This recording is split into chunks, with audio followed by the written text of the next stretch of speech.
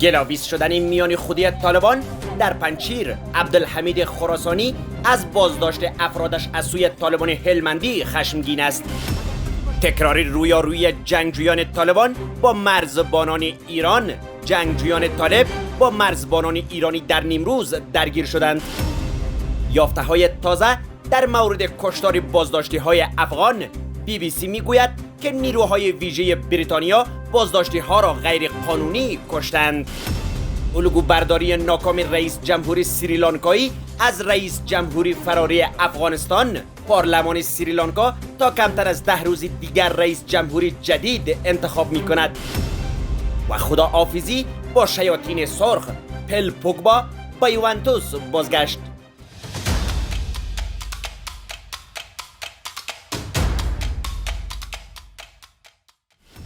آماده هستیم به خاطر حاکمیت دین الله، تطبیق شریعت اسلام. سلام و وقتتان بخیر. به خبرهای ساعت 10 از آماج نیوز خوش آمدید. طالبان هلمندی مستقر در ولایت پنجشیر سه محافظ عبدالحمید خراسانی آمر امنیتی پیشین طالبان در این ولایت را بازداشت کردند. این رویداد خشم خراسانی را برانگیخته است. نواری صوتی مربوط به عبدالحمید خراسانی آمر پیشین امنیتی طالبان در پنجشیر که روز گذشته در اختیار آماج قرار گرفت در آن میگوید سه محافظش به دلیل پکول پوشیدن از سوی طالبان هلمندی مستقر در این ولایت بازداشت شدند. با گفته آقای خراسانی این سه تن به دلیل پکول پوشیدن و به خاطر اینکه عکس جلال الدین حقانی در موترشان نصب بود بدون هیچ جرمی بازداشت شدند. عبدالحمید خراسانی در این نوار صوتی افزوده که اگر رهبران طالبان بالایش اعتماد ندارند حاضر است تمام تجهیزات دست داشته‌اش را تسلیم آنها کند. او همچنان در بخشی از صحبت‌هایش از مولوی یعقوب می‌پرسد آیا این یک نظام قومی است و یا آیا تنها نظام پشتونها است؟ اگر چنین است بگویید تا تمام تجهیزات نظامی خود را تسلیمتان کنم. او تاکید می‌کند که با گروه داعش و جبهه مقاومت ملی افغانستان یک جا نخواهد شد.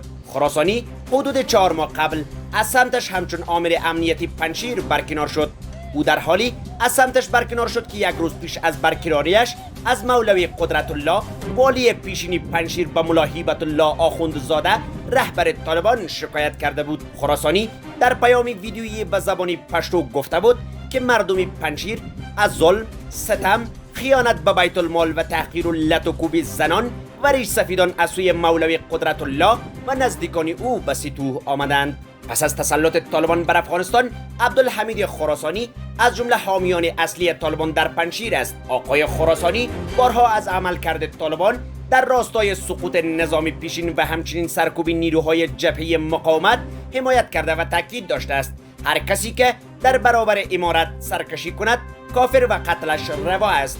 نوار تصویری تازه از امروز که به دست آماج رسیده است نشان میدهد که خراسانی به زیر دستانش میگوید که به هیچ کسی حق نمیدهیم که به ما با چشم حقارت ببیند و توهین کند. او به افرادش تصریح میکند که کسی حق ندارد شما را به نام زبان، قوم، فرهنگ و پکل توهین کند.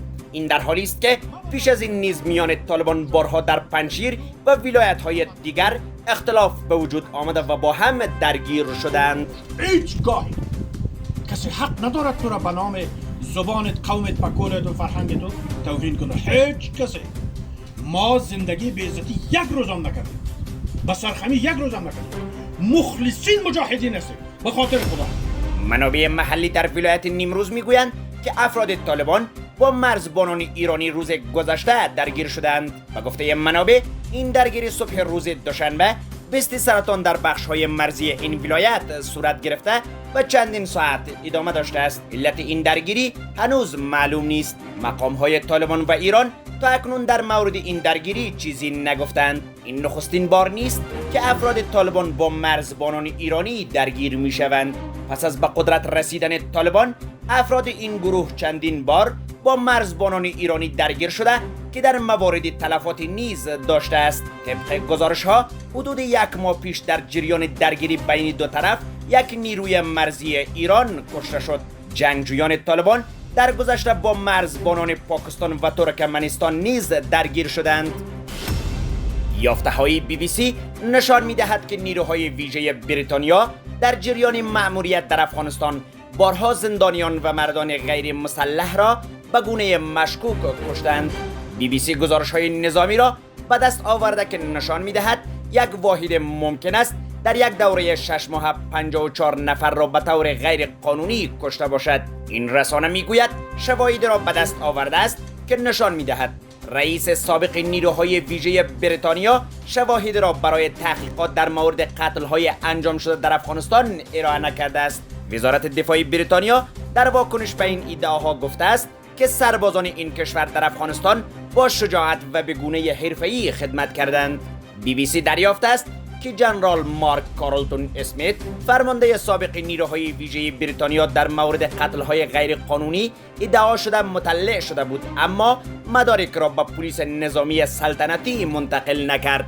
جنرال اسمیت در این گزارش متهم شده است که حتی زمانی که تحقیقاتی در مورد قتل‌های غیر قانونی در افغانستان جریان داشت نیز او مدارک را شریک نکرد. BBC میگوید این فرمانده پیشین ارتش بریتانیا از اظهار نظر در مورد این ماجرا خودداری کرده است.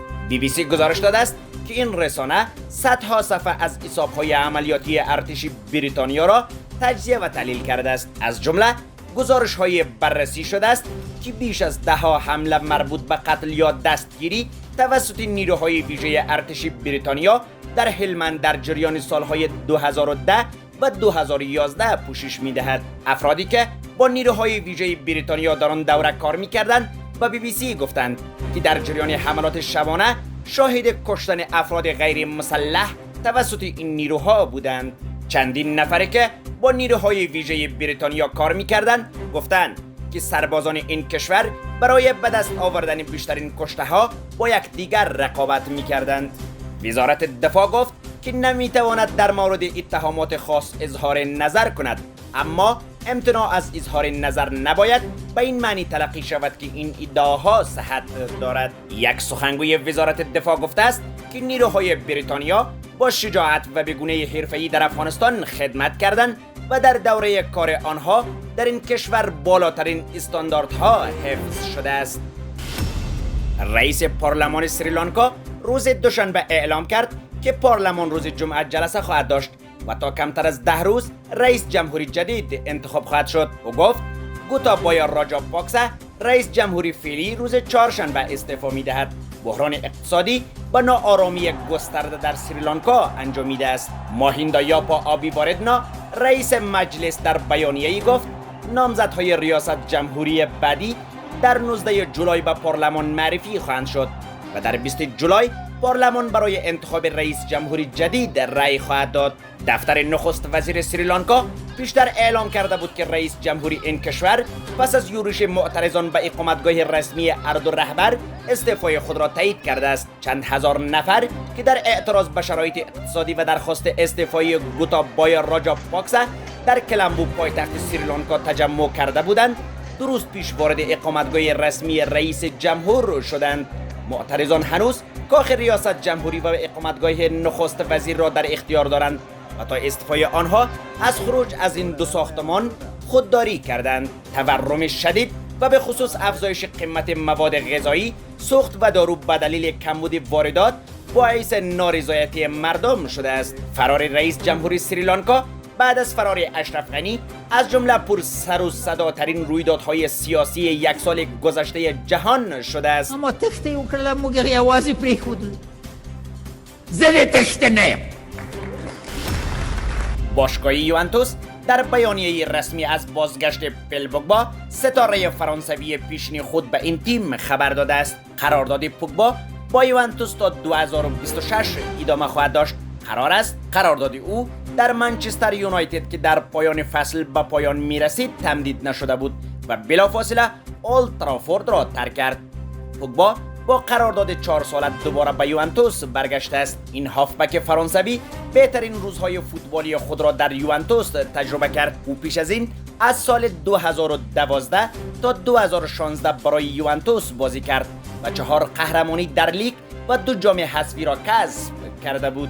در سال 2016 او با رقم 150 میلیون یورو از یوونتوس به شیاطین سرخ بازگشت. این بازیکن در 6 سال حضورش در یونایتد 233 بازی انجام داد و 29 گل به ثمر رساند و 51 پاس گل داد. بر اساس اعلام این باشگاه ایتالیایی قرار است پوگبا در فصل آینده پیراهن شماره 10 این تیم را بر تن کند.